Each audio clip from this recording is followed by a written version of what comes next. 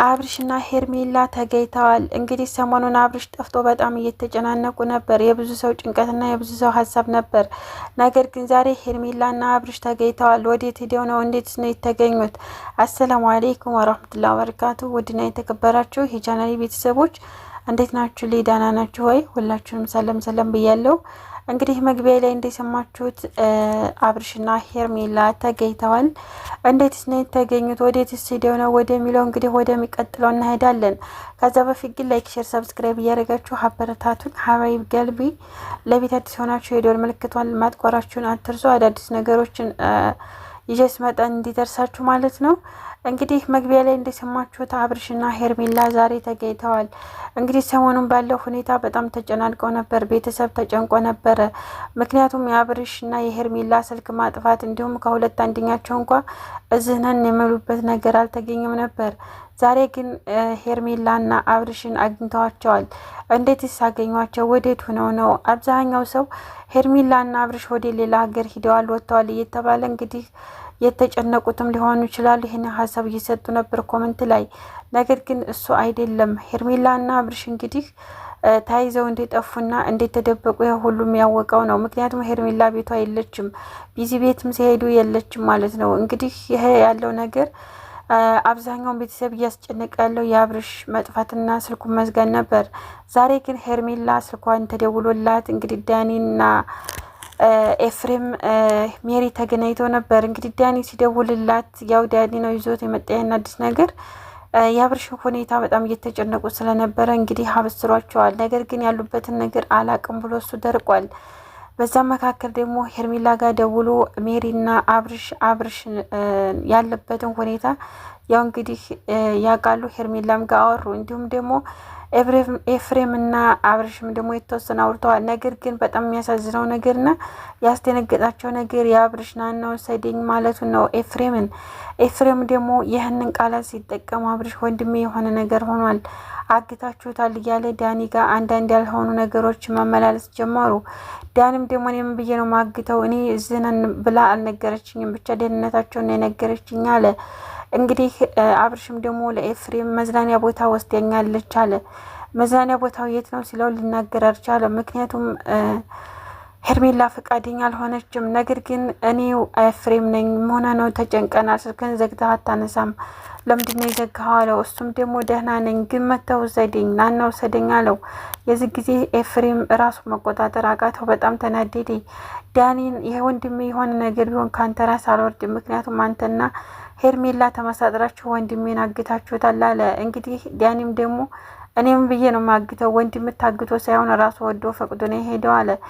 ኤፍሬም ደግሞ ወንድሜ እንደዛ አያደርግም፣ ወዶ ፈቅዶ የመጣው ወደ ሩታና ወደ ልጁ ነው።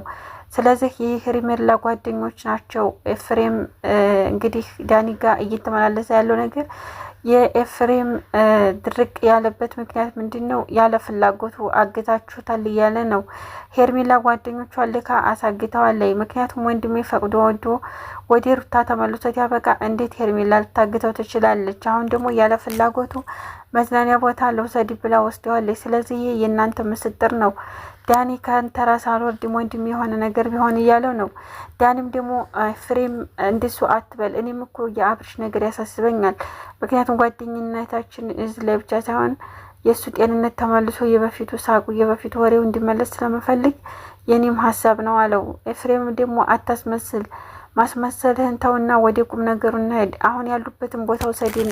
እኛ ወንድማችን ደህና ተሆነ ምንም ነገር አንፈልግም፣ ብቻዬን ማየት ነው የምፈልገው አለ። ዳንም ደግሞ እኔ አላየሁትም፣ ምክንያቱም ልትነግረኝ አልቻለችም። ሌላ ነገር ነው እንጂ የምናወራው ያለበትን ቦታ ልትናገር አልቻለችም።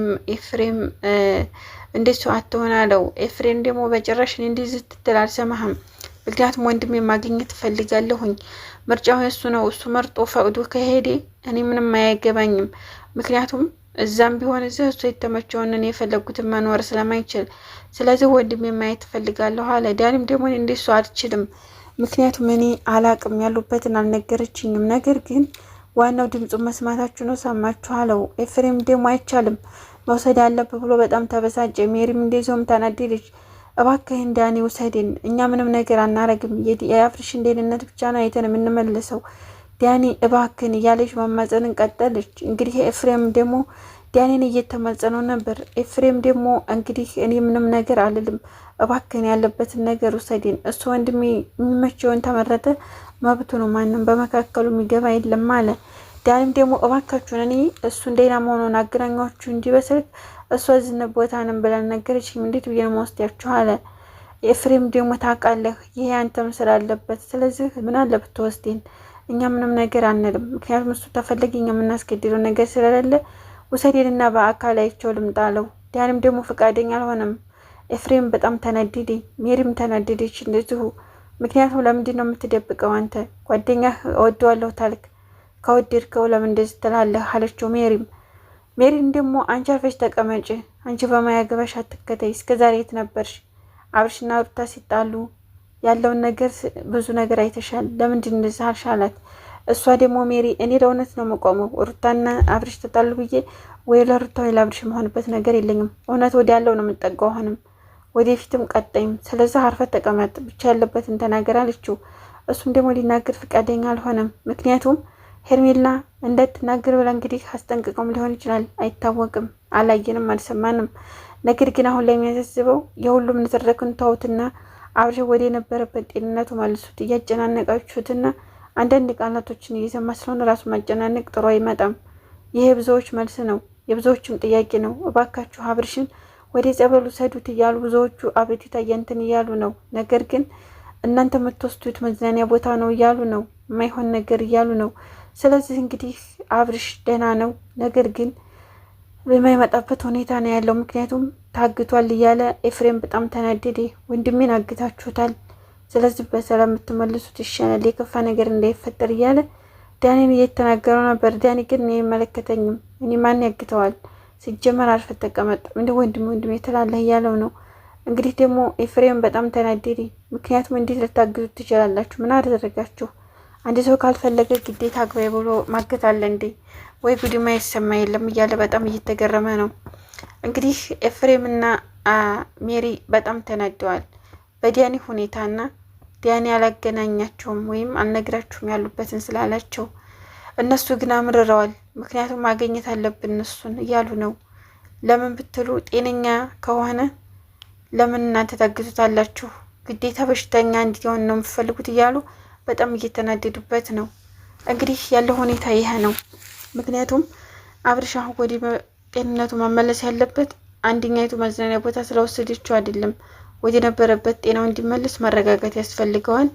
እንግዲህ ፈጣሪ ያሽሮ ማለት ነው። ምክንያቱም ጤና ነው ትልቁ ነገርና ለቤቱ አዲስ የሆናችሁ ላይክ፣ ሼር፣ ሰብስክራይብ እያደረጋችሁ ቤተሰብ ሆኖ